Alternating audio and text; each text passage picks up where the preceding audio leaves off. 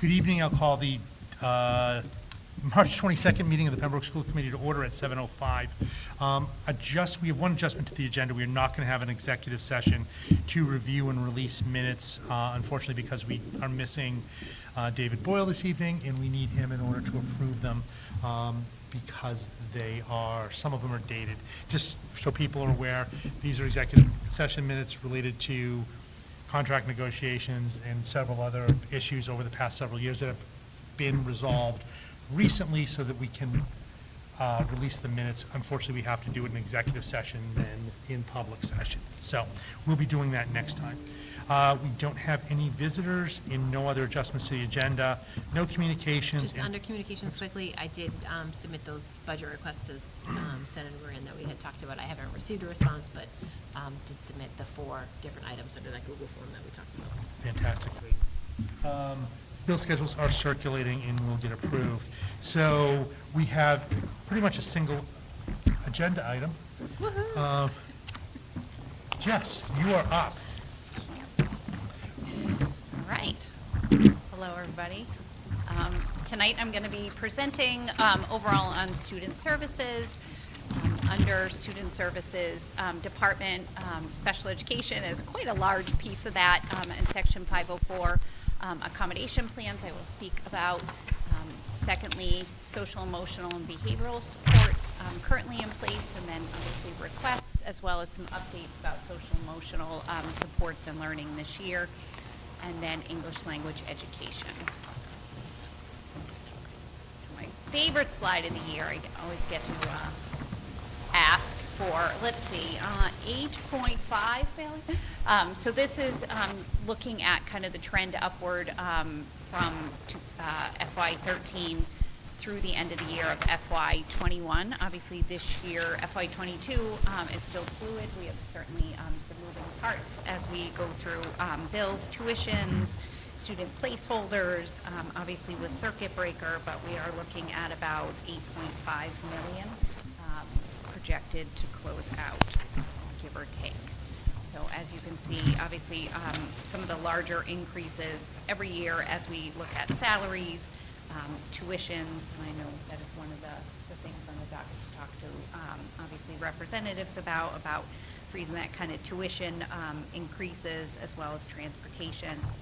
Circuit breaker looks as if it's going to be about the same fund level funding for Just that. to highlight, transportation last year was significantly lower than it had been in years past. Obviously, families had made the decision to drive as opposed to take transportation because of COVID. And then the tuition number does include the pre-buy that we did, so that's why that jump is so large there in tuitions. Thank you, Erin. Looking at special ed enrollment, I would just like to share this information. I'll go over a little bit about kind of that enrollment numbers as our overall total enrollment, as you know, is declining just a little bit each year over the last few years. Our special ed numbers haven't really changed in the last 2 years. I know that one of the kind of questions that we've talked about was just that impact of interrupted learning and whether or not we would see increases in special education. Number-wise, it's stayed pretty stable. Students' needs within special education has certainly changed. So a typical student that may have presented with some delays in, say, academics or communication, a lot of our students we're now seeing social emotional needs as well. So internalizing kind of what their struggles that they're having and deficits and not being able to kind of manage that and requiring more supports special ed wise in order to access kind of curriculum. So our numbers per se haven't changed much, but the increased needs within our special education population within the students. So is that represented in really that spike in 2021? Really some of these new behaviors or supports needed, and then sort of it's plateauing back down, or do you anticipate that will continue? I see it's staying probably where we're at, a little bit going up. And I'll certainly talk about some of the increases, especially at that pre-K to 2 level with referrals for special education testing. Not necessarily students being eligible for special education, but certainly seeing the impact of some delays. So Jess, can you talk about a couple things here, just so people who are watching understand? We talked about special education. Can you talk about actually, three things. Talk about the students who are considered in special education, IEPs, 504s, and then students that you also service who may not be on either one of those types of plans. Can you talk about that? Sure. And also, could you just explain that within that population of 27, and even within the population of the 456, some of those students are educated by the district through age 22. 22. Sure. So in special education, students in special education are on what's called individualized education plans. And those are students who present with disabilities where their disability impacts their ability to access the curriculum and instruction and their school day. So if that is the case, they require something different, some specialized instruction different than their peers are getting, they would be eligible for special education. So that's what this number looks at. Those are students on IEPs. Our out-of-district students are students enrolled in out-of-district programs, whether that's public day, private day, or residential placements. And those are students that require more than what we can provide in Pembroke Public Schools. So their needs are of such that they require what's called a more restrictive environment. And just within the students that are on IEPs, the varying level, right? So you have some students that may get speech twice a week, and that's what they're on an IEP for. You may have some students that are in a completely separate, substantially separate classroom, so the range is Correct.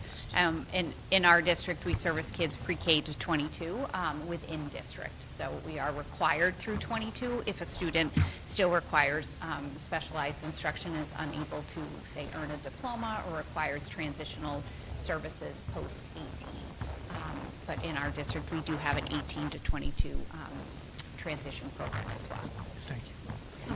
Are you able to kind of explain the 18.9, like the Sure. state number?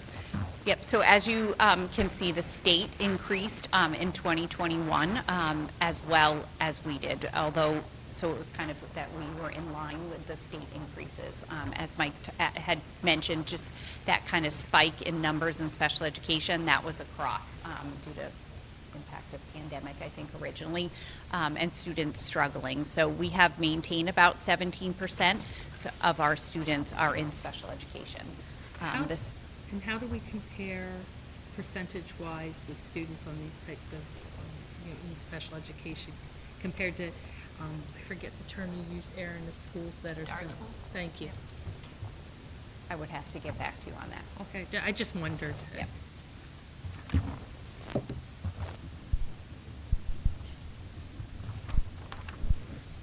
I certainly know kind of informally from the list, the groups I belong to, the South Shore Special Education Directors, everyone is seeing very similar increases in referrals. Students, not necessarily, as I said, qualifying for special education, but parents or teams being concerned about students, and then that social emotional impact that we're seeing across. And I'll talk a little bit about, outside of special education, some of the supports that we offer for students. So as Mike mentioned, and I had shared, Section 504. So a Section 504 is an accommodation plan, and that falls under a federal law called IDEA. So that's Individual with Disability Education Act, and that is a plan that we are required, in fact, all kind of public settings are required, if someone is presenting with a disability that it impacts their life functioning. So in a school setting, it would be, typically it's learning, the ability to pay attention, the ability to function in a classroom setting, access their environment.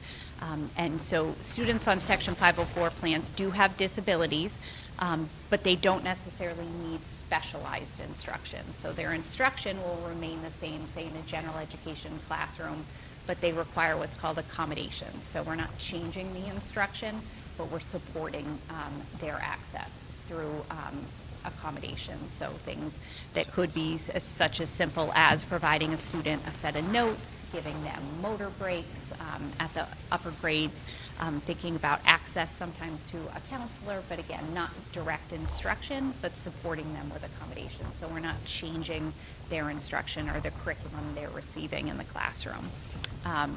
With our numbers, you'll see there was a slight increase this school year. We've identified and kind of looked at that data, and I know Mark mentioned it in his presentation of the secondary level. Mostly our students that we've seen increases for Section 504 plans have to do with either health disabilities or emotional. So that increase there is really zoning in on students that are, again, we are finding more significantly impact and have what we call an emotional disability. So that's when a student, either has an outside diagnosis that we've determined with our own measures that emotionally, social and emotionally, they're unable to kind of regulate. And an emotional disability is really a long-term disability. So it isn't someone who's having a traumatic incident in their lifetime and are going to work through it. It's someone that may, for long-term or long periods of time, unable to kind of manage without supports.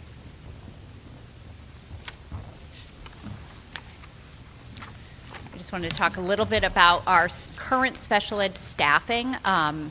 So looks like a lot of staff for our students. Certainly we do, I believe, a very good job of what's called individualizing student plans. So really zoning in what a child individually needs in order to access and providing those supports. So not doing more of a cookie cutter service, everybody gets this. It's really looking at what a child individually needs and making sure we're providing that in order to give them the best education despite disabilities. So as you can see, we have team chairs, which you are aware of at the elementary level. Those are our assistant principals. At the middle school, that is also our assistant principal. And then at the high school, Megan Cullum is our secondary chair, as well as does out of district and oversees 7 through 12 as far as supervising teachers and the programs.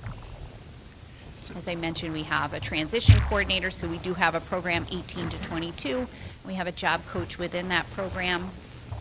We have quite a number of paraprofessionals. Our instructional paraprofessionals provide support in classrooms for students who need inclusionary supports.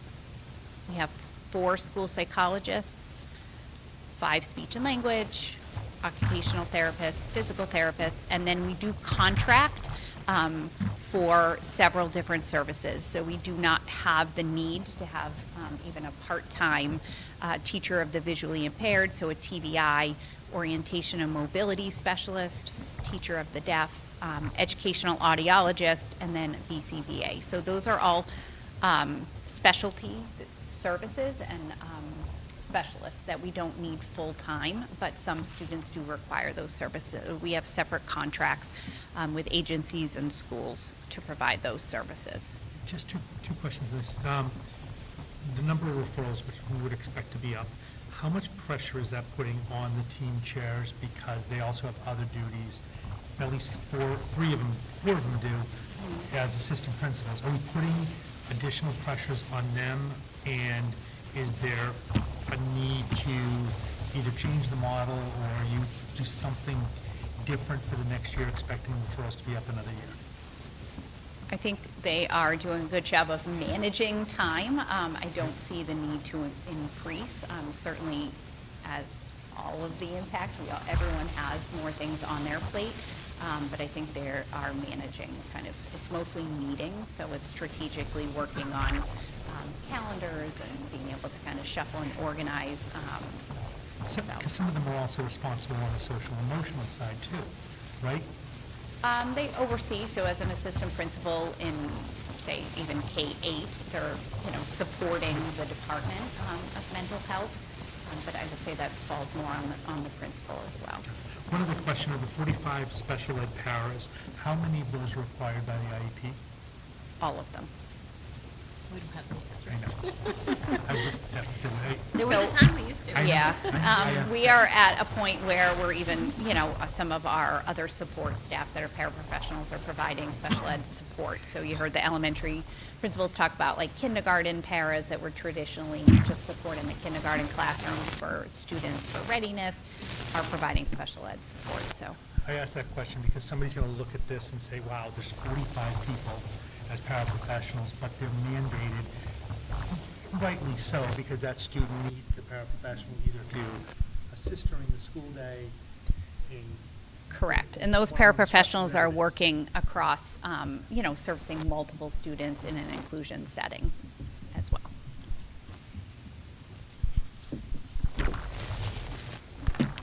So as we talk about budget requests, I would like to outline these more along the lines of what's required due to special education requirements, laws, and regulations. So as you are aware, at Habermas, we house 4 substantially separate special education programs.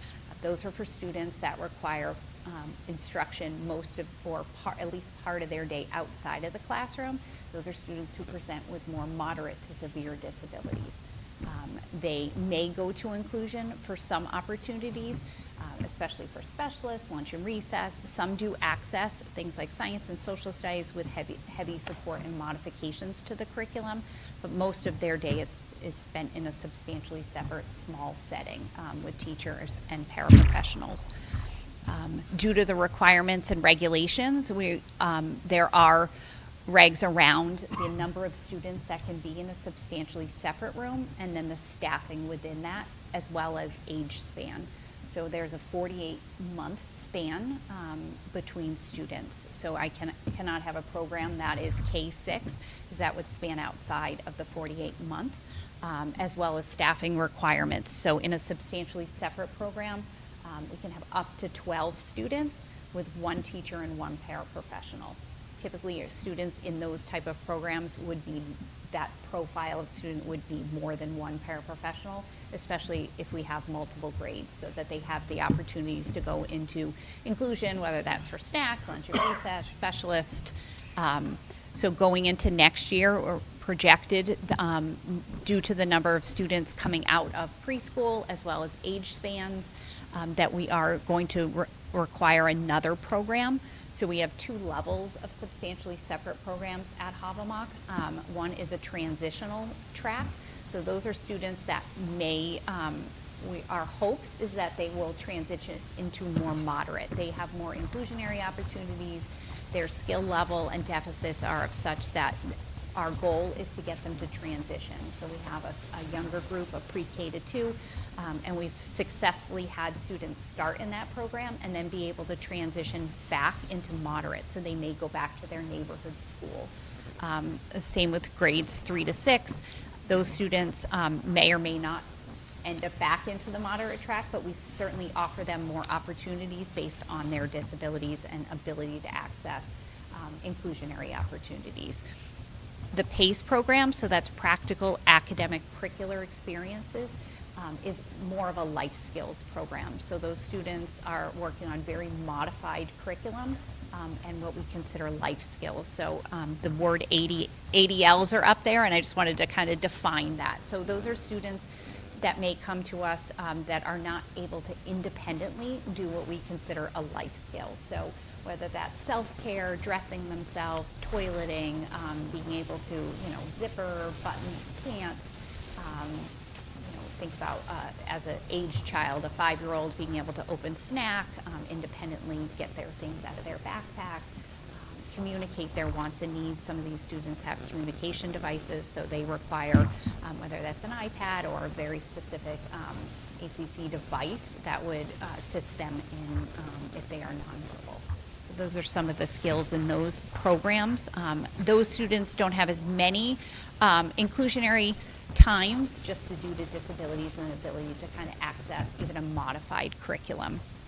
So based on ages for next year and numbers in that population of students, we are required to provide a separate classroom. So that would be an additional classroom at Habermas for next year. Again, these are based on regulations, which is why it's more of a required addition versus a request per se. So I just wanted to be kind of clear about the difference. In adding that program, we're looking to add 1 special ed teacher and 1 paraprofessional. As you can see, as we kind of break down, Ashley Pierce is a special ed chair at Habermas and worked really hard on kind of identifying student needs as well as staffing for next year. So 1 paraprofessional out of that population would be split to kind of support two of the programs, and we do that this year as well. So the 95,000 for those two positions, they're in the maintenance of effort budget? No. They're not. They come through as required positions. Okay. The other, what I'm consider requiring additions, are services now outlined in students' IEPs that have increased from last year. So as we talked about kind of the impact and readiness, especially of those pre-K to 2 students, occupational therapy and physical therapy. So those are fine and gross motor skills. So students' ability with things like gross motor. So we're talking about core strength, ability to use PE equipment, the ability to, some students stand, walk efficiently, have that stamina and endurance of kind of those gross motor skills. And then the fine motor skills having to do everywhere from handwriting, so pencil grip, being able to cut with scissors, being able to cross a midline on a paper, really looking at that visual perceptual skills. We certainly see an impact at that, especially I'd say pre-K to 1 level of students who may or may not have had that educational setting over the last couple of years due to closures, pandemic, students not going to preschool, some not attending kindergarten, or even in a limited capacity with remote learning. So our OT and PT have done, I would say, a significant more evaluations. Again, not all ending up in special education, but we are seeing those deficits in that pre-K to 2. Part of the interventions that we always like to do, and I'll talk a little bit about what we've been doing this year that you heard in November with behavioral supports and a tiered model. Our goal would also be able to support those pre-K to 2 teachers in those fine motor and teaching those gross motor skills so that our OT and PT can help support and intervene early without it ending up in a special education referral. Right now, we're not able to do that due to the schedules being really servicing special education students. But I would say the primarily adding that 0.1 in each of them will get us to be able to provide the new special education supports that are required, and then a little bit of consultation for that pre-K to 2 so that we can intervene and do more of a co-teaching or a consulting with those teachers to strengthen those skills so that they don't end up in special education. So the person who's in the 0.7 and the 0.7, the 2.7s. Yes. Are they willing to go to a 0.8, or are you going to look for another? Yes. Okay, so it's not having to find you stuff. No, they worked with me on this information, so. Okay. What does that equate to in hours or? 3, yeah, it's about 3 hours a week more. Thank you. Is that in the required area, are you thinking? Yes, Yes. these are both required. Is this a required addition at the top? Makes sense? I thought the blue made, anyway, don't mind me. It's required less. Yeah. Again, these are It's required. highlighted, just on blue. So that's- yeah. As I move on to both a social emotional update and some of the supports that we currently have in place, and then projected kind of requests for next year.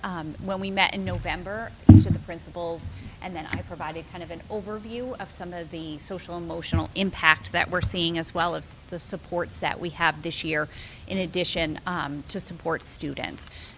In working with primarily the social workers, just looking at kind of general information, the same information that they saw in November is continuing. So students are still having difficult time with dysregulation, so regulating whether that's physically their body or their ability to kind of manage demands, having coping skills to deal with whether that's an academic demand, a task at hand, request, social conflict, managing kind of overall emotions, persevering and sustaining momentum, kind of inability to adjust to the changes that are happening. We are certainly seeing, even with mask removals, even though lots of kids were excited about that, there were several students that had a very difficult time with that shift. So some students in special education, any shift in a change or a schedule, even with work done, as we talk about intervening prior to a change,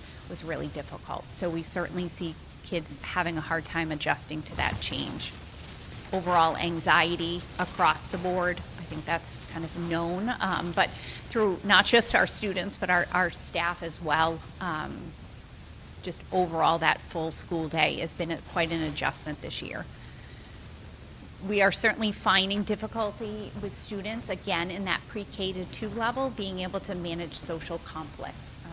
Less play dates in the last couple years, less ability to participate in more informal, less structured library times, being able to join sports, different groups going on in the community. We certainly see that piece of just not being able to kind of manage how to make friends, going back. We certainly in preschool had to take, and kindergarten, several steps backwards to kind of think about where the students were coming in. I heard a lot from the pre-K teachers, I'd say the first almost half of the year, about just things that students were coming in with skills, readiness, and I'll talk a little bit about readiness skills in kindergarten this year versus where they typically come in. Things like even hanging up a coat, being able to, put their snow boots on, interacting with a friend, asking somebody for help, etc. So that's just more informal kind of information that we've been gathering. Certainly we're monitoring depression symptoms at the upper grades, and I know Mark and Donna talked a lot about outpatient therapy. Especially for our secondary students, it's still very difficult to find therapists, and most are still working remotely. So that works for some students, but it doesn't work for all. So our social workers have done a great job in trying to, facilitate that connection so that parents are not as frustrated going through, calling, the cold calls of trying to find a therapist. So we've provided a lot of support for that. But because of students' inability to kind of find therapy in whether it's hours or having openings, our social workers are picking up a lot of that piece, and not just through special education, through general education as well, being able to support kids that typically would have seen a therapist outside of school for maybe not a school-related issue, but it's now impacting their ability to kind of come to school and function stably. And then overall, just the supporting executive functioning skills. So time management, organization, balancing school and life. We all struggle a little bit with that. So, but we've certainly seen, and we are working to provide teachers a lot more of those classroom management strategies. I'll talk a little bit about our behavioral supports this year as well, and how we're doing that to support. Yeah, I added this. So, and I know this is a lot of words. I think about Patrick, who used to, love those words on a slide. So, as we've talked a lot about that school readiness shift and what does that really mean, I thought I'd just share a little bit of information about the domains of school readiness. So when we think about students entering into school, whether that's preschool or kindergarten, we're looking at several different areas. So students' abilities with language, so understanding expressive and receptive language, being able to communicate, literacy development with early readiness skills in reading, cognition, and basically background knowledge. So we think about students coming to us with prior knowledge. Again, lack of exposure for things that they may several years ago been more apt to do. So families traveling, we're seeing certainly an impact of students not being as exposed to things in their environment, kind of global, what we call prior knowledge. And when we talk about readiness, again, thinking about learning, being able to have that kind of creativity and positiveness about learning. That separation anxiety is certainly there this year. Again, that younger level is really where we're seeing that. Students' motor development, as I talked about, that fine and gross motor piece, and then the social emotional development, including confidence and being able to kind of persevere. So those are some areas when we talk about school readiness, what that really means and what we're looking for students to come to us with. Certainly as we have benchmark kind of assessments, especially in the pre-K kindergarten, we're looking at that as a kind of whole child, not just the academic piece, but their development, that social emotional. Several years ago, our kindergarten standards shifted to go back to including that social emotional kind of play, being able to do that. So we added back in what we had taken out of classrooms, like playing, kitchens, things like that, to be able to embed that as we, it is part of our instruction and requirements now. So, question, when you look at the challenge with readiness, right, because some of these students didn't have preschool or had a much more modified preschool, so they're coming in a year and a half behind where they normally would have. How much of that gets made up by being in a full-day program, and how much does the way curriculum is delivered needs to change?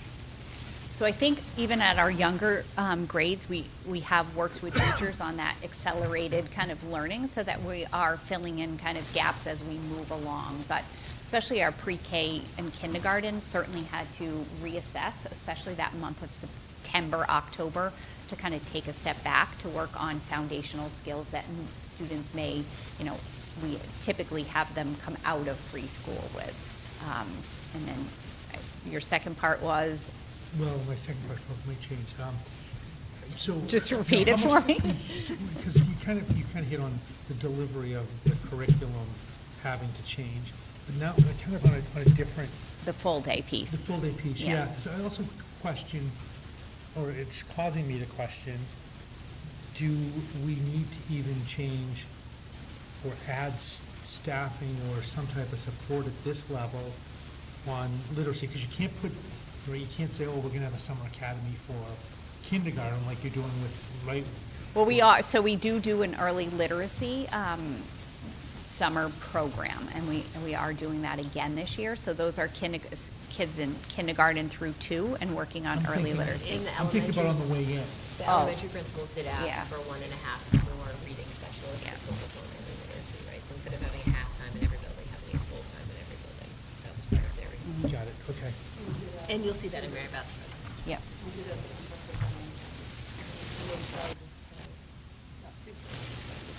Okay. So, okay, that's what this is like, yeah. so- Yeah.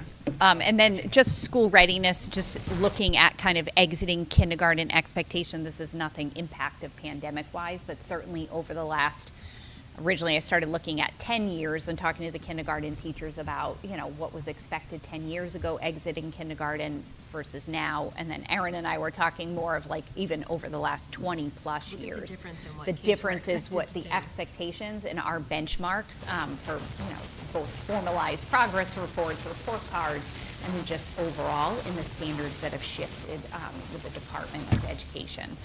Certainly It this. shifted to the second piece. Yeah. Right, Okay, so. so I was like, at first, when I read this at first, and I don't know if we need to put a clarifier before we upload it, but. Sure. I read it that we were shifting I'm sorry. back. Yeah. No. But it might, it's just me probably, because I seem to flip things, but. So instead of needing to be able to identify letters and sounds, students are now expected to write a narrative that includes characters, order of events, and reaction to those characters. Okay. Because I was sitting here going, oh. I can did the I can same. You know, clarify the that. pandemic but- really hurt us because we're going back, and I was gonna follow up saying, are we doing any partnering with, say, the town library to help, especially at these entry levels? I don't know what kind of coordination. So our we're doing. library, the town librarian used to come to the elementary level once a year to present. I don't know if that still happens. I don't know if either of you know, but certainly there was that partnership. They would also talk about the programming for the summer, certain opportunities, send things home to families. So I think that's going out more through our community notices, but I'd have to check if they still actually come, but she It used seems to like come. there's a lot of programs that they're running Yeah. there. They really offer a lot of things for students of all different ages, so. I mean, there's a new librarian, so it probably is worth it for us to reach out. Yeah, I think the children's librarian is the same person.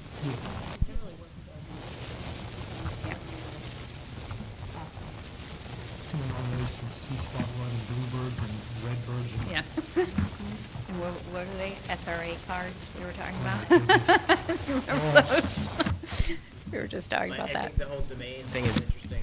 You talked about it, right? The cognitive, the general knowledge stuff, where kids have so much access to knowledge that I never had, right? Through the technology. Certainly. I'll sit in a conversation with my son in the car and be like, let me look that up. Yes. Just to prove me wrong, but just the fact that they have that, so it's interesting, and I have a 3-year-old niece now, and so I've sort of watched, she went through the pandemic, this whole process in her early age, so she was in a daycare setting, was home with her parents while they were working from home, and now back in a daycare setting, and so I've sort of used this as an example, and she's a little adult now, right? Because she spent her time with adults, and yet now it's almost trying to wean her back into, be a kid. Right. So it's interesting. You're going to find some like that, and others where the parents are always working, and it's a challenge. So you're going to get kids at such a large spectrum of development. It's going to be a unique challenge, I think. And certainly that, if I went back to kind of that impact piece, our social workers and our teachers too have recognized kind of the time on screen and what it does to a student's attention span, and the ability to kind of sustain when it's not. Well, the two other things is, number one, right, we talked about the playtime and, the kitchen and all that other stuff. I think you ultimately lose, by not having that, you lose two things. The ability to solve problems, right? Because in social skills, right? Because with the ability to solve problems is, number one, you point to, she can just quickly look it up on Google, right? Google doesn't help if you're looking at, a series of blocks and you have to build them, right? You can't look that up. I guess you can look it up on YouTube. Yeah. You lose that ability to solve problems, Right. That kids learn through playing. And the second piece is the social piece, is they don't, little adults who you're used to interacting with adults, not kids, or only a certain group of kids rather than a much more diverse group of peers. So to me, that is... Right, they're missing that, and they're also missing that productive struggle, so that they're, is that the term? Catherine Glad used to use it a lot, yeah. And so they're not able to kind of struggle, they're quickly solving a problem through, Googling it, or asking an adult versus kind of working through it themselves. I'll tell you, and it's not just an issue at the other ages. I remember talking with this former superintendent many years ago. Kids, adults are coming out of high school or college and they can't solve some basic things if they can't look it up. So, it's just it's the nature of how we learn that. Nature of technology. We didn't have a car, and the nearest library, at least when I was growing up, was about 15 miles away. So I wasn't riding my bike there either, because Kelly and Buddy. So you had to kind of figure something out, really. Yeah. I grew up in a little town. There's only 800 people. There's more people at the high school than in my town. But, now we have an app for everything. You want to go on a diet? There's an app. You don't want to go on a diet? Switch the app. So, the technology has helped us in her at the same time. It's just, and it's tough for you guys because you have to adapt to all of that. So, interesting. So I just wanted to include some data that was shared in November and then the shift to currently. We don't see a huge difference in the data throughout each of the schools. So just to clarify, this is the caseload of our mental health staff, so it's not 73% of kids Clarified this slide before. That's their focus. We've gone through this presentation a few times, and there was a couple of other descriptors on there that didn't make any sense, so we're just... It's important information, it just Yes. confused. It is, these are the caseloads of our mental health staff, so that is our social workers, school psychologists, guidance counselors. Yeah, because I was like, ooh, this pandemic really killed us. Sorry. Like 75% of kids are on IEP. It's like, no. I looked at the numbers across the 3 schools, and I'm like, hold on a second. That adds up to more than 469 or whatever you said that number yeah, was. it's all good, it's all good. My apologies. No, Don't- that's, I didn't even think about it. I have to think about standalone where I'm not explaining some of this. So this is the information that the principals have shared understood out during theirs. I went back, used the same kind of charts, good. but I apologize for I didn't mean to shock anybody. I think one of the reasons I wanted to include it, not just because you were looking for more of data update, was just that highest area of treatment with mostly our social workers. This data is primarily associated with them, and that a very clear trend amongst even K-12 of students pre-K to 12 of the areas they're seeking treatment, whether that's formalized through special education or informally through our social workers and general education and tiered support. We are certainly seeing that kind of trend of between behavior and inability to kind of regulate, inability to kind of manage emotions, and those social conflicts, social skills. So coming to the table with those skills to be able to kind of function socially in a school environment with peers, with adults, managing conflicts, managing problem solving, taking turns, and you'll see kind of the trend a little bit different here and there, but overall that anxiety, behavior, emotional management in each of the buildings. Even as we get into the upper grades, PCMS did not track the same data the first time in November, so that's why that is blank. But they are kind of consistently doing that now.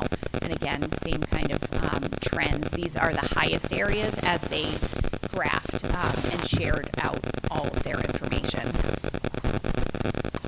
And then again, at the high school level. Sort of that perspective was saying it's like gross in the general population. Yes, and it's about, I don't want to say it's about even, but overall that our general education students are requiring a lot more support. It's not just our special education students or students on 504s. And I know I had shared this information in November, and so I just kind of updated it. So these are behavioral needs associated with our BCBA. So a BCBA is a board certified behavior analyst. That is currently one of our contracted service. So we have somebody working with us to provide special education services. So these are special ed services, about 12 hours a week. So that BCBA conducts what's called school functional behavioral assessment. So when we, as a team, and I'll talk about that tiered kind of model in a minute, are unable to kind of figure out a function of a behavior, we bring in a BCBA to do a more formalized assessment and looking at and gathering lots of data pieces, both through surveying, observation, parent interviews, teacher interviews, in order to try to figure out the function of a behavior. So whether that's escape from work, that's intangible, they're looking for something. Sometimes it's for coping, sometimes it's avoidance. So really trying to figure out that piece and then making formalized recommendations, oftentimes leading to a special education service. So we've certainly seen that increase of students that require that level over the last couple of years increase, that our general ed supports have not been able to figure out a plan or a strategy that is impactful, or we see an intervention having any growth with a student. We also, and this year to date, the FBAs at home. So these are when a parent or a team feels that a child has behaviors at home that are impacting their ability to kind of access their school day. So maybe it's a skill they have at home, in school that they don't have at home, regulating behavior, following a schedule, being able to manage and cope, but they don't have that at home, and a parent is struggling. And it also impacts their ability to come to school every day and transition into kind of expectations. So those are students in school during the day and then getting extra support at home? Correct. So the requests for the formalized assessments had increased last year, and we're leveling off on the requests. We do our best to provide kind of informal support to families as well. But those services in school, as you can see, increase as we do more FBAs in school. A lot of those are resulting in more formalized models. So primarily our BCBA that works with us consults with teams. So it's a consultation model. So she comes in and she's working with the special educators, the general educators, sometimes support staff, principals, assistant principals, team chairs, to look at data of a student, provide interventions, behavior plans, graph data, analyze it for us, so that we can tweak things and improve students' targeted kind of behaviors to decrease. So when you look at, right, the numbers are obviously way up, and we still have 3 months to go in the school year. Will the numbers, is this something that straight lines through the year, or does it taper off to the end of the school year? it's pretty, not predictable. There are some students that are able to maintain, say, their behavior in a substantially separate program, say at the elementary level with the supports in place, and for whatever reason internally, a change in something, so can't really predict. Yeah, let me ask the question differently, because out of the students that are on here, right, the 28 down at the bottom, or the 13 up, they were on your radar well before I got to this, or they weren't. Most of them, I would Most say, of them. yeah. Home is hard, so sometimes there's, an impact of something traumatic or Fair. a change that causes, us to intervene. But for the most part, we are trying to provide that level, that tiered system before we get to this level. Because I'm trying, I guess the reason why I'm asking the question this way is I'm trying to understand what this looks like for the rest of the year, and what does it look like going into next year? Is this trending, or will it flatten? Because I know you have a request in here for this, I do.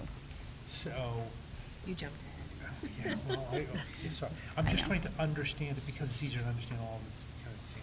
So we've seen an increase of support, I would say. So I see this continuing over the years. So we started with services that were like 6 hours a week 3-4 years ago. Then we increased to 10, then at 12, and right now we're just able to provide the services within We had those this 12 discuss- hours. 'cause we've had this discussion twice in the last year, Yeah. once at budget last year, and I think once after to add additional Right, we consultant. added Yeah. during We added some during of the the some. ESSER funds. Yes. Yeah. So that's why I'm That's asking the a question. It kind of a seems to be- separate level, and if you let me kind of jump forward, Okay. what we did was expand our behavioral support model. So our BCBA hours stayed the same to service students that are in special education that require those services on that previous slide. What we added was a little bit lower level behaviorist, but still someone able to analyze kind of data and do assessments, as well as what's called RBTs. So those are registered behavior technicians. Those are paraprofessional level staff with specific training in regards to behavior. There's requirements around that. They're working under a BCBA or a behaviorist. They have class level certifications, and they specialize in behavior and are able to kind of carry out plans that are implemented or created by a behaviorist. So that's what we added this year due to the ARP grants. Okay, so let me ask one last question on this, because if I remember the conversations before correctly, this is a very tough skill set to find. Right? But didn't we have an issue, or didn't we think that this was going to be a tough? No, so we had offered similar training to the paraprofessionals that we employed here in the district a couple of years back as an opportunity for them, and we didn't get many takers. Yeah. But I That was think- in one of my budget proposals, as far as professional development for staff. It would be something that they would have to opt into, training some of our paraprofessionals to be this level of support so that they would have better skill set and tools to be able to work with some of our kids. So if we went and approved this as a budget item, then we would be able to fill the positions. The reason why I'm asking is it's easier to think now if we have to go to a different model. Yeah. Okay, got it, thank you. So, Just, can I follow up on that question? Because, inevitably, our students age out of the district. So I don't know how these numbers are spread throughout the different grade levels.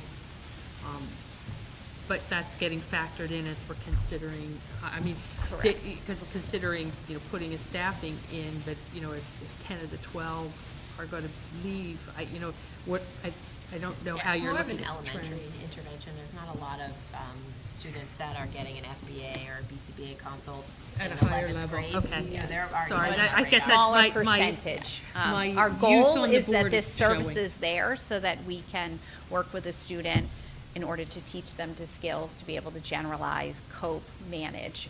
So while we do have some students at the high school level and the middle school level with consultation, they're much more concentrated at the elementary level. Makes sense. Thanks, sorry, it's kind of Sure. my education on this process. And then, as you are aware, that .5 social worker, we added, do that ARP grant as well at the middle school.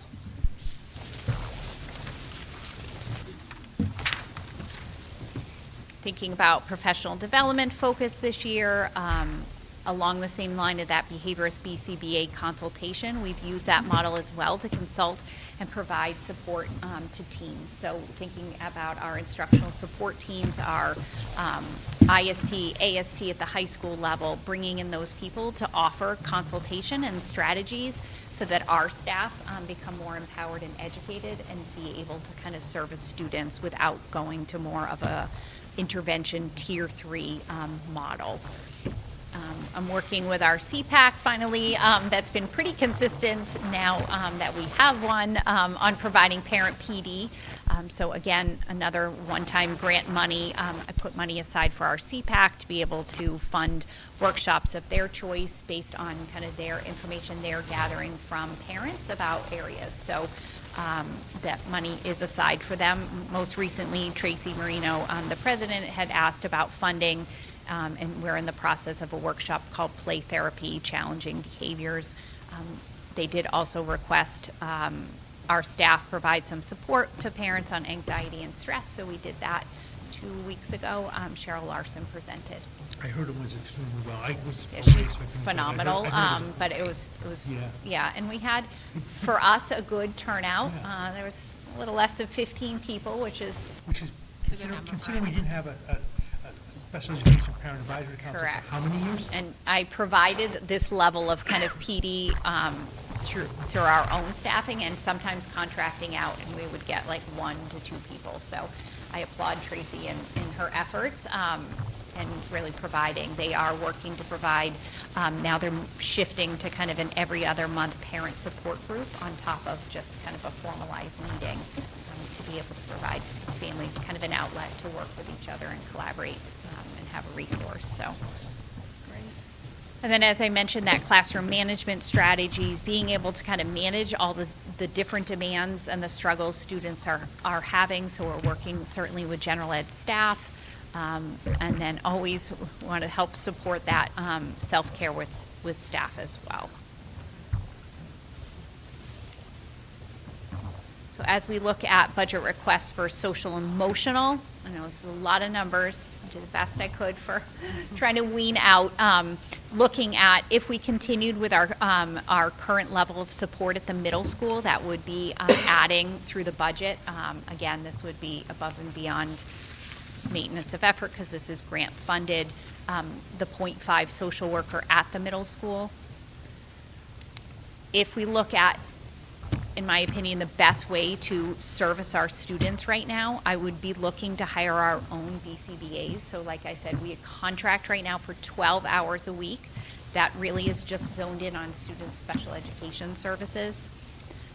The FBAs in school often cost us more money on top of what we're paying for the services from the BCBA because there's no hours within those 12 for somebody to do that. So that costs us additional money on that previous slide. And to date, that's about $16,000.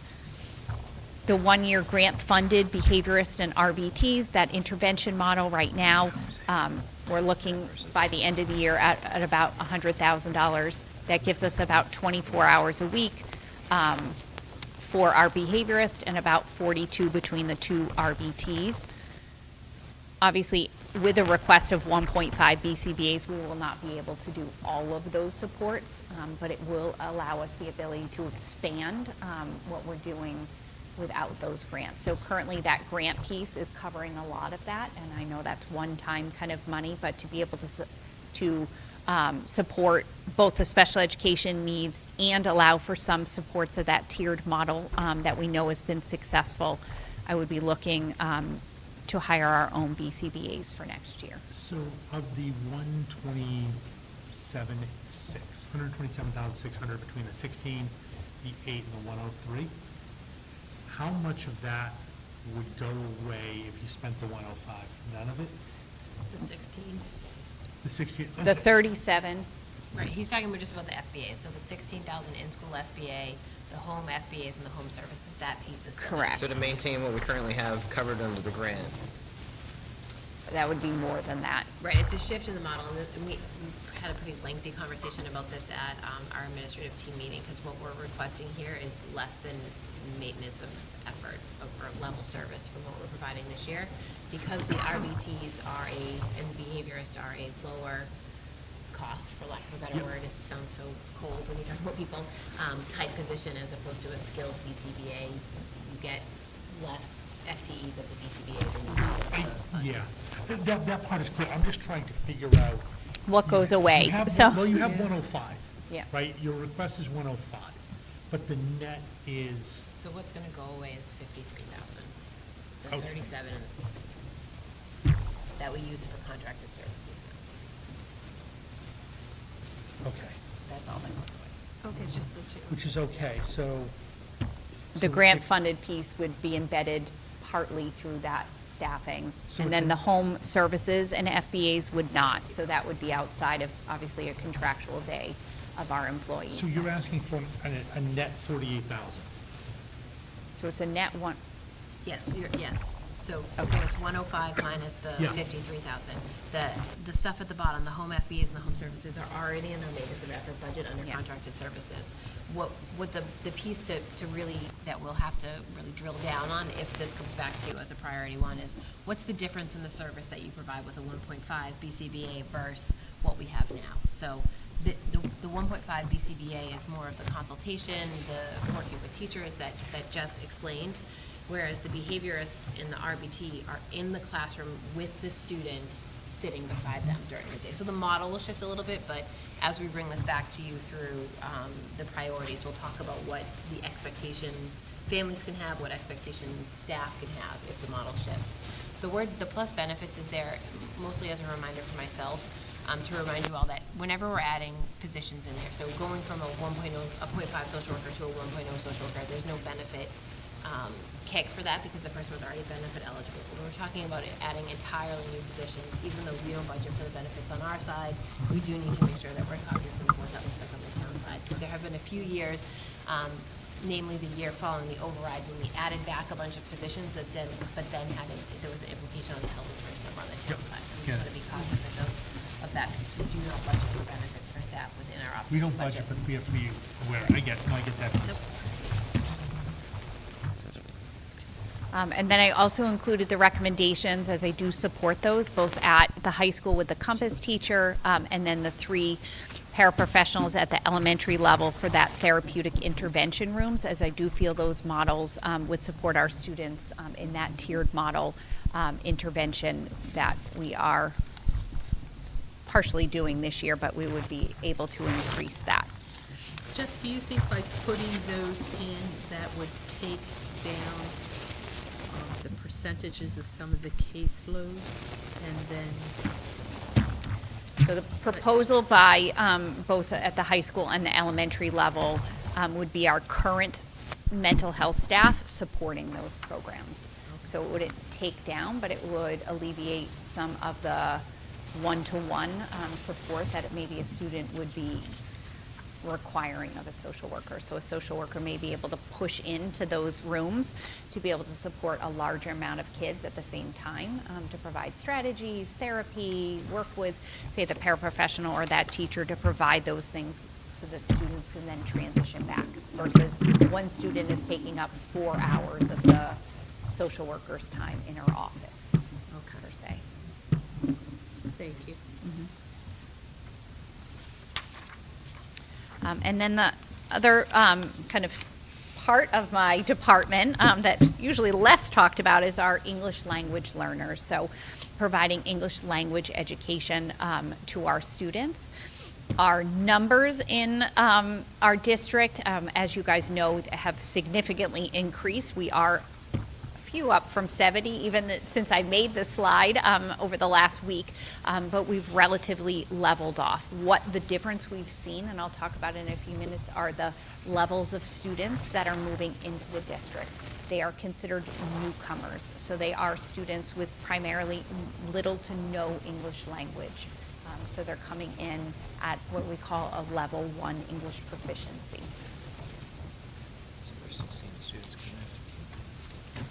And then the diversity, I know everyone is always amazed at the level of languages of students and families within Pembroke. So these are home languages of students. We have a larger concentration of Brazilian, Portuguese, and Arabic over the last couple of years, and then a variety of other languages. We need to get Natalie a new printer too. The way this graph looks on their handout versus what's up there is so different. Yeah, I like that one better. I can see that one.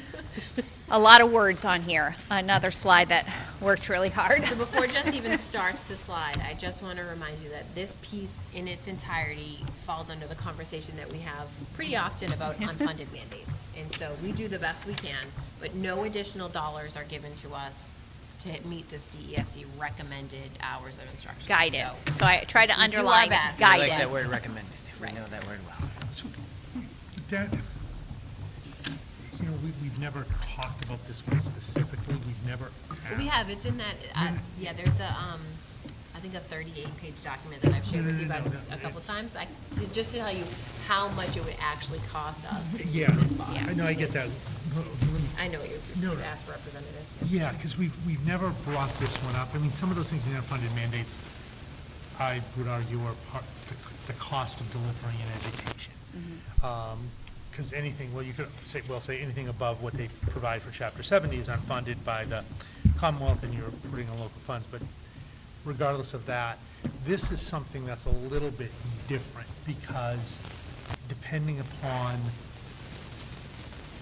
shifts in demographics, right? Similar to, special education, depending upon what your demographics or what your population looks like, these numbers can, as we saw, Requirements of Right, can yes, change yeah. dramatically. And, Grade spans, and, and even if the number stays the same, the makeup within that number can be dramatic.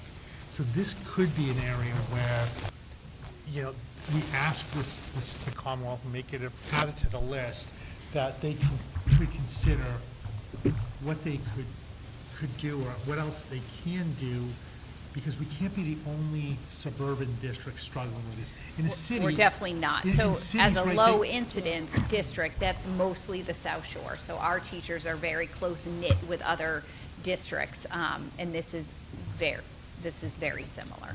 Yeah, in a city, they can have a class Correct. specific to a language. You can have Yes. multiple classes to go to Right, multiple most of them even languages. have Newcomers Academy, Yeah. where Right. if you're coming in for the first time, you're spending an intensive amount of time in the Exactly, program. yep. And they even do, depending upon the city, I don't know if they do in this Commonwealth, I know they do in other jurisdictions, other states. They actually bring the whole family in together and do a family, because generally the students are in the same situation as parents. Anyway, yeah, so this could be something where we add to our list of what we ask for, because it's becoming difficult not only to add staff, when you look at the dispersion. Right, we had this conversation before, to find a teacher who can teach multiple languages. Right, so you, So then- ESL, you teach only in English, you don't need Yeah, to be able to. so we're I supporting understand, the but- English language instruction is supporting You're teaching English in language, but yes, you teach only in do English. You certainly. teach only in English, but how do you, if they have a question in their native language, because they don't understand? We use interpreters, Google Google Translate. Yeah. Yeah. So Yeah, we've Google certainly Translate. added some resources, and you'll see as you probably flip through kind of the presentation, kind of that shift as well, not just requirement for hours of direct service, but the shift in requirements for teachers, what it looked like, again, 10 years ago, what it's required now. Some has to do with, the guidance that's come out, the Look Act, different impacts on us. So, and obviously family needs as well have increased. So when I started 8 years ago in this position, we had 7 Ls. So we had 7 students. We had a 0.6, I think, ESL teacher. And certainly it has grown. And I was, doing a lot of the things that we talk about in kind of those additional responsibilities, because we only had 7 students, maybe 3 families. But certainly those pieces and additional responsibilities between our teachers, supporting families, requirements of translation. So 29 of our families require interpreters and/or translation. So, and some of our students as well. So if I think about like a high school student who has 7 teachers, 7 expectations, 7, information coming out. Some of it can be translated. We do have an online platform called Talking Points that we use to communicate with families. We now have the ability to translate our website, Power School, et cetera, for families. But there's a lot of support needed for our families, as they are also limited English speaking as well, most of the time, so. How much flexibility do we have in delivering this type of instruction? I know people that have gone and gotten their certification as teaching English as a second language. Do we have options of bringing folks like that have other occupations, but they're certified to come in as like substitute teachers, but on long-term basis? I'm just So we've winging it. had the .5 position open all year. We have not been able to fill that. So we've reached out to colleges. We've looked at, people with going for certifications. It's very difficult. And as you had mentioned about, kind of low incidence districts, lots of people have openings. It's very hard. We would certainly be open to anyone who has, but they have to have a Massachusetts, teaching licensure with that kind of specialty piece. It's very hard to find. And so right now with the 3.5 that you have, are they switching from school to school? Yeah, so that's part of the struggles kind of that we are surfacing students in pre-K to 12, so 13 grades, 5 different schools, obviously rotating schedules, their own prep time, other students' services. So we have had also an increase in our students with disabilities that are also English language learners. So they have a kind of a dual need, so they have other support services. So part of it is the scheduling. It's very difficult, especially at the secondary level when we look at that, the person who supports one elementary, middle, and high school schedule, it limits kind of with travel time and expectations. And there are other pieces. Again, it's a guidance. We do go through an audit, and it's this year. We're starting that self-assessment. I'm not sure what they're going to look at as far as the guidance. It's not a requirement like in special education, but it is a document that is used to help support students with the goal of providing what the department feels they need. Additional pieces are you're not supposed to have direct instruction in small groups with students crossing levels, so you shouldn't have an English proficiency level 1 with a level 3. So pulling students out in multiple ability levels, plus you have to think about grade levels, age spans. Again, this is guidance and recommendations. I think we do a very good job of providing support, but we're not even close to meeting, especially those newcomers. As Erin mentioned, a lot of bigger, larger districts are running newcomer programs. So that's having one teacher. Sometimes it's in a neighborhood kind of school and program where all the L's are going, which I don't necessarily know if I agree with that kind of thing, and then they're back in their neighborhood elementary school. But it's like for a 12-week period where all they're doing is learning English language. We're not able to do that just based on kind of staffing at this point. We do have a concentration going, a good amount of students going to the high school level next year that are newcomers that we easily could provide that kind of level of programming. But again, this is a guidance. So, as I go through kind of the ask of looking at even with, if we had that 0.5 this year and all the demands, thinking about students' proficiency level, not even coming close to kind of the guidance, and would be looking to increase by another 0.5. So right now I'll say that we have 3.5 even though we haven't filled it. So it would be an additional 0.5 ESL teacher. In addition, as I go kind of back through those department responsibilities, as I mentioned, 8 years ago having 0.6 of a teacher, 6 or 7 L's, and the requirements that have shifted, as well as kind of teacher pieces. So in a low incidence district, certainly teachers are managing a lot of the day-to-day pieces. In larger district, there are more coordinators of, even directors of English language development. Sometimes it falls under foreign language, other times it's independent. I looked kind of across the South Shore in common, and people are doing a range. So some are stipended positions, some are department heads. but the responsibilities kind of overseeing have increased just as our needs for students and families have increased. So my ask would be to add a content coordinator position, thinking about a similar position to that of the content coordinators we currently have for humanities, math, et cetera, and having an ELD content coordinator. I would look to post that internally, so I costed kind of that increase out based on salaries. That would allow us to have a position that has more of an administrative role to supervise, to evaluate, to work on those kind of additional responsibilities and increases that we have seen, but still managing a teaching caseload as well. So it's really looking to add even more than a 0.5. And who so. coordinates that now? Some me and some Kirsten Chanel, who's the, I would say, senior ESL teacher who's been around prior to me taking this position. She does a lot of this outside of her teaching responsibilities.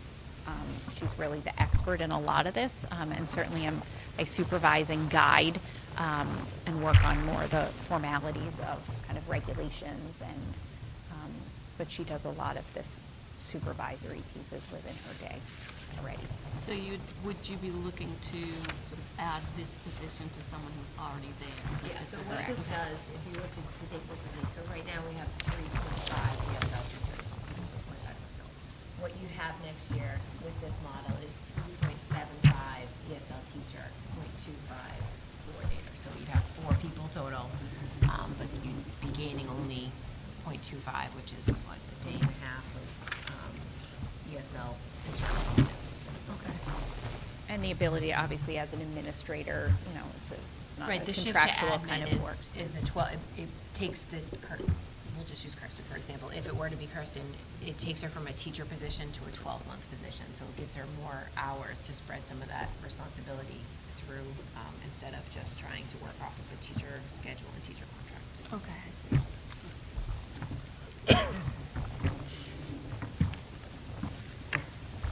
Just kind of overall, the only additional piece on the budget summary that I hadn't mentioned was an additional paraprofessional at the middle school. So I talked a lot about the required special education based on services. We are certainly seeing an increase of need at the middle school. And the middle school, Donna is certainly looking to increase her paraprofessional level to be able to provide inclusionary support and also look at lowering that ratio of special education students in an inclusionary classroom with a staff member. So with a paraprofessional providing support, we can have, there is no regulation about how many students. Our goal is always less than 50% of a class being special education or students on 504 plans that have disabilities in that kind of area, or that it impacts that content area. So in an English class, we had 20 students. Our goal is always less than 10 students would have a need that would impact kind of their access. So looking at that to, be able to support student individual needs and being mindful of our general ed staff, as well as we have inclusionary numbers increasing especially at the middle school. We're looking, again, to request another paraprofessional at that level. So that would be a request, not a required Yes. addition.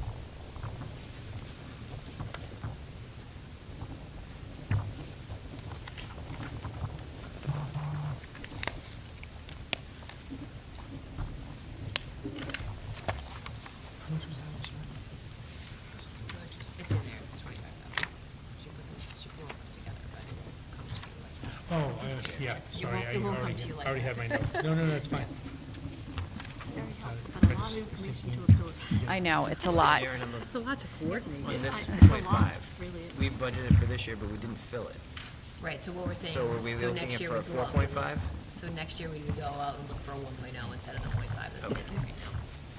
Because if you add this, So we're really not adding it. We've already Well, anticipated. you're adding We a, are. you're adding a You're adding 0.5 0.5. ESL teacher. You're not adding the content coordinator. That person in effect already exists. You're just changing the It's role. covering the 0.5 that we didn't fill this year. So right now I'm you just have, trying to yeah, get right now apples you to have apples. three, Yeah, I know you Try have to the just money play for the number. 3.5 ESL teachers, but we're only using 3 of them. Next year, by adding the 0.5, there'd be four full-time staff in the department, 3.75 teaching, 0.25 coordination. If you add both of these. Yeah. Right. So for 48,000, you get a part-time administrator. And another And 0.25. Right, so it's really what you showed us here. It gets you some of full that. 4. Yeah. That we were hoping to have this year, but we didn't. I think the expectation too is if you go to full position here, you get a better shot of filling it. Right. Yeah, and that's the feedback, I think, even from our our teachers, is the worry about that 0.5 piece. We really haven't had any applicants at all. Well, in our current 0.5 would be interesting. So we don't the have that. 0.5. We No. only have 3 of the 3. Oh, we only have. We oh, never I see. were able to Sorry. fill that, That's so. I was we- reading that as we yeah. have 3.5 and we're trying to get 0.5. Yeah, no, we have 3. We've been all year looking for that 0.5. Gotcha. Next year, if we make that 0.5 All or right. 1.0, we think we have a better chance. Light bulb of- went on, of everything's good. finding Yeah, All right, okay. now it makes sense. it. No worries. It's a lot of information, and I appreciate Erin and Mary Beth's support as I work through kind of being able to paint kind of a We grilled picture. it hard. We grilled it hard last week for this. All good. And you're gonna follow up with our senator and our rep on this, or we'll add Yeah, it you to all the usually letter? invite them to a I- meeting. I don't know who your legislative David. representative is. It's but David, so I can reach out to Cole, Senator Moran's aide, and see what we can put on the calendar. any other questions for Jess? No, that's- Thank Just you. a reminder that this isn't a vacuum, right? So obviously, I gave you the running list of what's been asked for up through till tonight. I will add what Jess has asked for this evening, before we go into Mary Beth's teaching and learning presentation next week. But just because you see them I should here borrow your doesn't money. mean it'll come back to you as a Sometimes it might not priority be good one to go for last. us. Can you also just note in the notes where it was requested at the building level and on Jess, because there were like. Yep, I'll go ahead and double, yep. Well, that's a just good so- idea. I mean, I know you're not gonna double count them, but. No, but I think it's important for you Note to see what has it shown came up in both. across, yeah. Any other questions? There was a question in the mailbox. Usually there's 2. I will read the question, though. I think Mary Beth's going to hit some of the question next week in her presentation. So it's about having a conversation around the benefits of having a robust summer offering for students. Obviously there's stuff we can offer, and then the question does allude to, potentially charging for some of that offering in a revenue stream. We are talking about some of that coming off the Math Acceleration Academies and the title of literacy program we ran last year, about what to do this year. So I do think Mary Beth will cover most of that in her presentation. And then just a question from a paraprofessional in the district, just whether or not we would be running that RBT training again for staff here. So Jess has that as a PD focus, so that is included. I apologize for forgetting to mention this. People remember the address. It's a good thing. Thank you for remembering. They're used to you saying it. Okay. So any other questions at all? No? Okay, so at 8:23. Do you want to do future meeting topics? So next week, we're going to do teaching and Yep. learning. I'm going to give you the utilities update that we talked about and the Yep. transportation update. Then that ties everybody out. And then you guys are meeting on April 5th for the admin recommended budget. Fingers crossed it's done. And based off how long that takes, potentially starting the fee discussion, which we know will roll into the next meeting. Yep. So that has you meeting including tonight, for the 4 consecutive Tuesdays. I just want to make sure everybody understands Like that. this 29th in. Then you get the week of school vacation off, and then we'll start to balance the budget. I'll also bring the calendar to you as a first read for one of those April meetings as well. I just haven't decided which one yet. Okay, so then we do have a meeting. I don't know why I didn't have it on my calendar. Did we just add the 29th? We added it back in the beginning of March because we skipped the 15th. So that's where it happened. Yeah, Okay. that's where I best come to, because we've got us for the 5th. Right. So we'll have to do a budget sub to start talking Got about it some of that for the fee stuff 12th. too. in between. And we have a policy sub we need to schedule too. Okay. So at 8:24, I take a motion to adjourn. So moved. Second? Motion by Lance, seconded by Sue. All those in favor? Aye. Opposed, abstained? We're done. Thanks, everybody. Thanks. Thank you, guys.